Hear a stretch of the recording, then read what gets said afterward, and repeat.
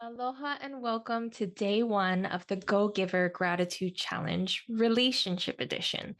I am Samantha Ka'awa, and I'm thrilled to be your guide on this journey.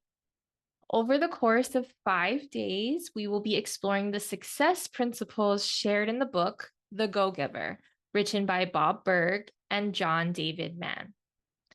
This beautiful parable has so many pearls of wisdoms and gems woven throughout that most don't receive all the gifts it has to offer the first few times they read it.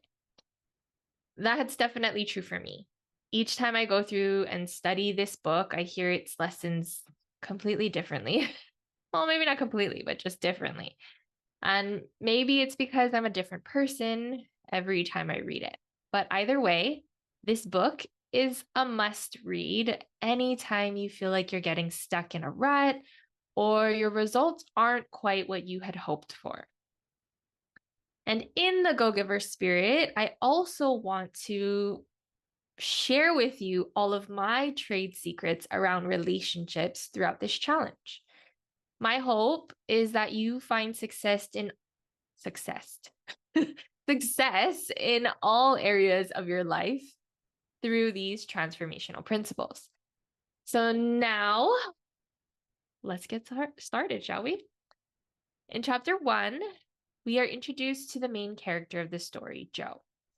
He represents the average hardworking Joe. Joe worked hard, he worked fast, and he was headed for the top. But sometimes it felt like the harder and faster he worked, the further away his goals appeared. Can you relate to that? That sometimes, no matter how hard you try, things actually feel like they're getting worse rather than better. Well, if you do, if you can relate to that, you're not alone. So many of us have gotten caught in what I like to call the cycle of insanity. In chapter 2, the old man Pinder is introduced to us, a wise, kind, and generous man. The mentor we're all secretly seeking in our lives, our Mr. Miyagi, someone who sees our potential and is willing to help us bring it to life. Pinder shared with Joe, to reach the stratospheric success we're talking about, people need to have something on the inside, something that's genuine. So let's pause for a moment here. Are you someone who is genuine? Are you transparent, forthcoming, and authentic in all of your relationships and in all areas of your life? If the answer is no, what areas are you still hiding from the world? What part of yourself are you afraid of others seeing? And if you said yes, great. But either way, I encourage you to pause and journal on these questions to see what comes forward, see what comes up. And if you don't want to pause the video here, it's fine. You can go ahead and finish watching this lesson, and then you can return to these questions later.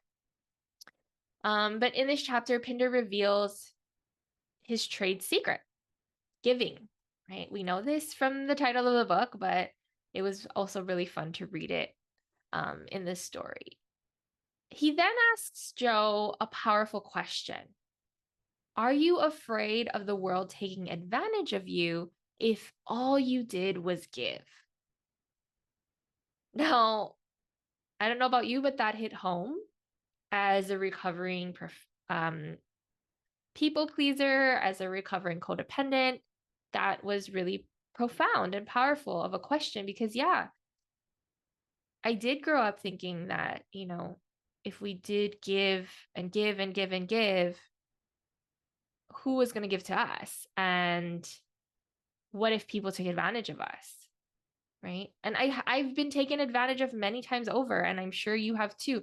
And that creates this belief that if we just keep giving, people will just keep taking. But I really want you to reflect on this question in all areas of your life, including your most intimate relationships. Are you worried about being taken advantage of? Is it because that you've experienced of what you experienced in the past, right? Were you taken advantage of in past relationships? Or is it because that's what you witnessed in your childhood? Or is there something else that creates this belief for you? So again, you can pause the video here if you want to reflect on the questions now, or you can come back later after you're done watching the video and reflect on all of these journaling questions at the same time. So Pinder goes on to explain that you often don't get what you want, you get what you expect. What you focus on is what you get. Now, that is 100% true for your relationships as well. I like to say it this way: your partner is a perfect reflection of your beliefs. Your beliefs are actually influenced. I'm sorry, let me pause there. Your beliefs influence your expectations, and your partner will show up in the way you subconsciously believe they will and expect they will. So I know this can upset some people because they might say, you think I wanted to get cheated on, or I know I deserve better than how they treated me?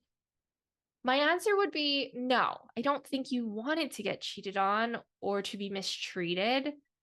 I think that deep down, a part of you, even if it was a very small part of you, expected to be treated this way because of a belief you have about relationships.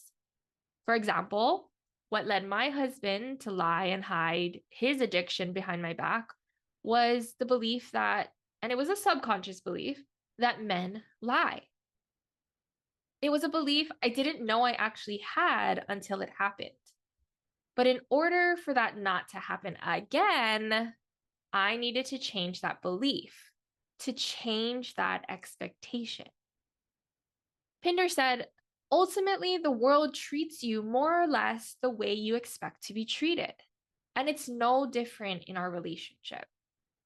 And if you want to know what you believe and expect about life, say you're like, I don't know what I believe. I'm not sure what it is subconsciously. It's subconscious. How am I supposed to know? Well, as one of my mentors often says, your results never lie. So just take a look at what results you're getting in your life. That will tell you what you're believing. So take a moment to jot down some of the results, both good and not so good, that you have had in each of what I call the 6 areas of life. It's the infinity flower of life. So the first petal of this infinity flower is your health and well-being. The second, your love and relationships.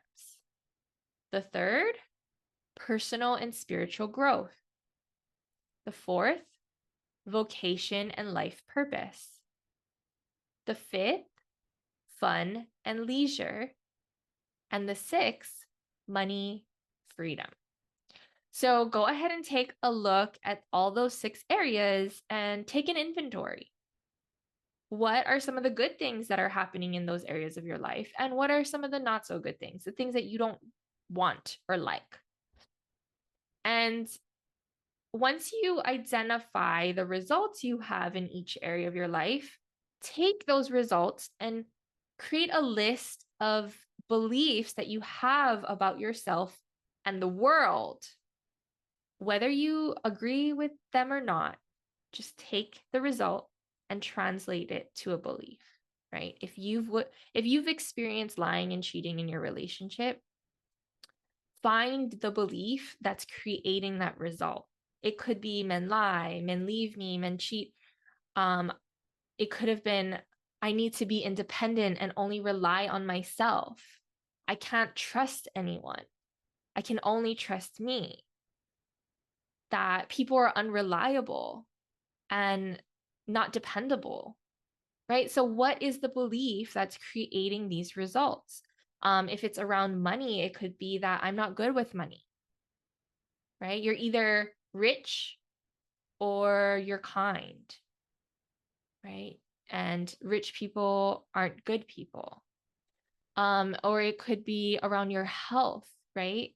And it could be that I don't look beautiful. I'm not pretty. I'm not worthy. I'm not worthy of love, right? Those kind of just intertwine into everything. So what are your beliefs that are creating these results? Okay. Now that you have an idea of the beliefs you need to transform to get the results you would love, let's dive into the first law. And again, if you needed to pause the video to discover your beliefs and assess your life, then go ahead and do that. If not, you can come back to it later. But the first law of stratospheric success, as Pindar calls it, is the law of value.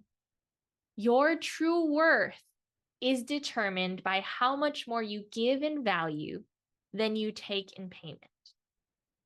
When I first read this book, I cringed reading this law. First of all, my true worth, that felt judgmental, right?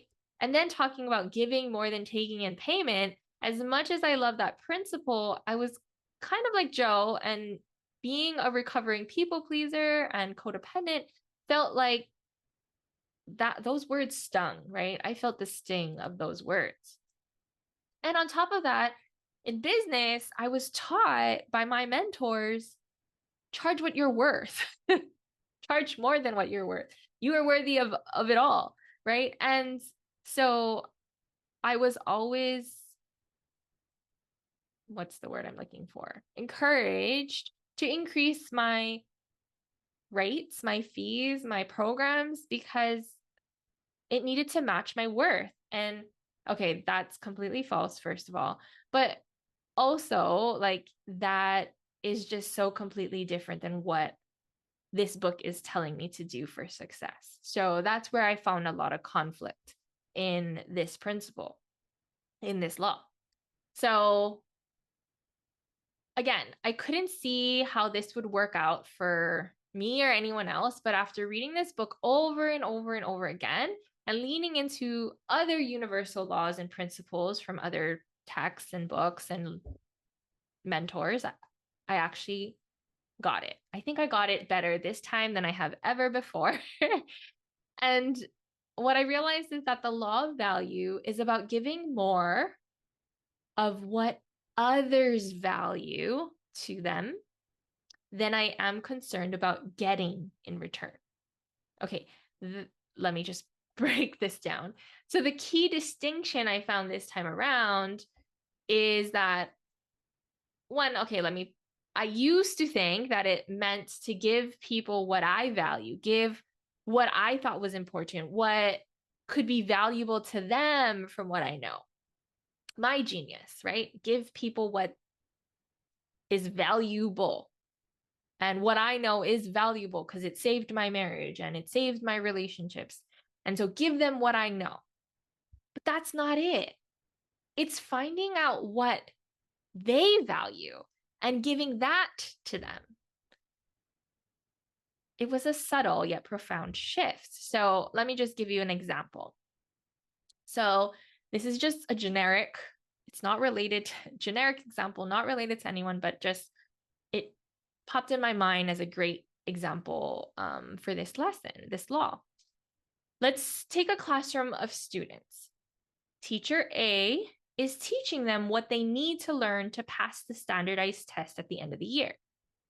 She is structured and strict and gives massive amounts of her time and energy to teach these students everything she knows for their success. She is a giver, a true giver. She just wants to give them everything she knows so that they can succeed, whatever they need to succeed, right? Teacher B, on the other hand, finds out what her students value, what's important to them, what they love and want to learn about. And from there, incorporates lessons that will help them achieve the goal of passing the standardized test at year's end. So which teacher will likely be more loved and ultimately more successful? Any guesses? Well, my guess is teacher B, because she gave her students more of what they value, not more of what she values or what she thinks is important. Okay, so take a moment to self-reflect on this, right? In your vocation or even in your relationships, how much are you giving others what they value? for your job or career? Are you finding out what your customers, colleagues, clients, or students value most? Are you giving them more of that? Or are you trying to give them what you value, what you think is most important for them to learn, know, or have?